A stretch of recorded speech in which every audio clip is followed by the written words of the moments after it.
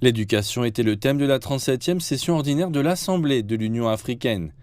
Mais lors de la cérémonie d'ouverture, d'autres sujets urgents ont également été abordés.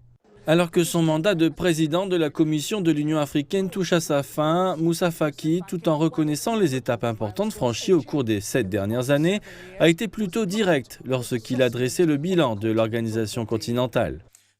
La tendance frénétique à prendre des décisions sans avoir la volonté politique de les mettre en œuvre a pris une telle ampleur qu'elle est devenue dévastatrice pour notre crédibilité individuelle et collective.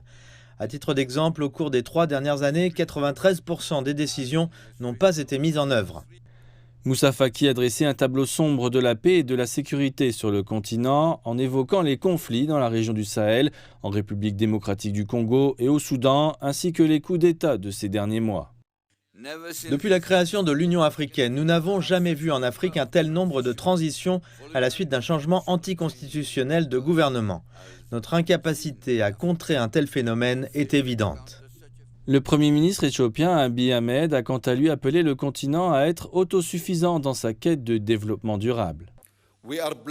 Nous avons la chance d'avoir un climat favorable, des terres arables, de l'eau, des forêts, des ressources naturelles et un grand nombre de jeunes qui incarnent le grand potentiel de notre continent. Nous ne devrions pas chercher à obtenir de l'aide. Le président sortant de l'Union africaine, Azali Assoumani, qui est le président des Comores, a été remplacé par le président mauritanien Mohamed Ould Ghazouani, qui occupera le poste de président de l'UA pour une période d'1 an. Mohamed Ould Ghazouani s'est engagé à se concentrer sur la sécurité du continent. Le terrorisme et les guerres civiles sur notre continent entraînent la perte de vies humaines et la destruction d'infrastructures et de systèmes économiques.